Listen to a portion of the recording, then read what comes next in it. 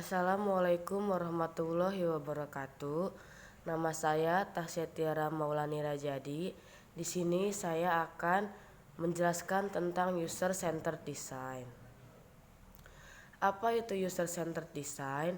User centered design adalah proses desain berulang di mana desainer fokus pada pengguna dan kebutuhan mereka di setiap fase proses desain. Di UCD, tim desain melibatkan pengguna di seluruh proses desain melalui berbagai penelitian dan teknik desain untuk menciptakan produk yang sangat bermanfaat dan dapat diakses oleh mereka. UCD adalah proses iteratif. Dalam desain yang berpusat pada pengguna, desainer menggunakan campuran metode dan alat investigasi untuk mengembangkan pemahaman tentang kebutuhan pengguna.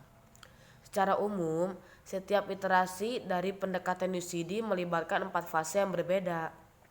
Pertama, sebagai desainer yang bekerja dalam tim, kami mencoba memahami konteks di mana pengguna dapat menggunakan sistem. Kemudian, kami mengidentifikasi dan menentukan persyaratan pengguna. Fase desain mengikuti, di mana tim desain mengembangkan solusi. Tim kemudian melanjutkan ke tahap evaluasi. Di sini Anda menilai hasil evaluasi terhadap konteks dan persyaratan pengguna. Untuk memeriksa seberapa baik kinerja suatu desain, lebih khusus lagi, Anda melihat seberapa dekat dengan tingkat yang cocok dengan konteks spesifik pengguna dan memenuhi semua kebutuhan mereka yang relevan. Dari sini, tim Anda membuat iterasi lebih lanjut dan dari 4 fase ini, dan Anda melanjutkan sampai hasil evaluasi memuaskan. Desain yang berpusat pada pengguna adalah proses yang berulang berfokus pada pemahaman pengguna dan konteks mereka dalam semua tahap desain pengembangan. Contohnya seperti gambar yang ada di layar ini. UCD mempertimbangkan seluruh pengalaman pengguna dalam UCD. Dalam Anda mendasarkan proyek Anda pada pemahaman eksplisit tentang pengguna, tugas, dan lingkungan. Tujuan dari proses ini adalah menangkap dan mengatasi seluruh pengalaman pengguna. Karenanya, tim desain Anda harus menyertakan para profesional dari berbagai disiplin ilmu. Contohnya ahli etnografi, psikolog, insinyur perangkat lunak dan perangkat keras, serta pakar domain, pemangku kepentingan, dan pengguna itu sendiri. Para ahli dapat melakukan evaluasi desain yang dihasilkan menggunakan pedoman dan kriteria desain. Namun, Anda harus meningkatkan 2 poin penting dalam pikiran. Pertama, untuk menjangkau seluruh pengalaman pengguna, Anda harus melibatkan pengguna untuk evaluasi. Kedua, Anda harus memastikan pemantauan pengguna jangka panjang. Investasi dalam UCD terbayar.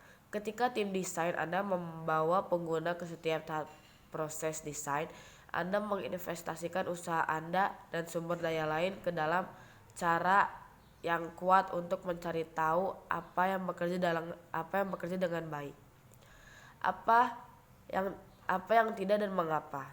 Pengguna Anda adalah sistem peringatan dini yang dapat Anda gunakan untuk memperbaiki dan menyempurnakan desain Anda.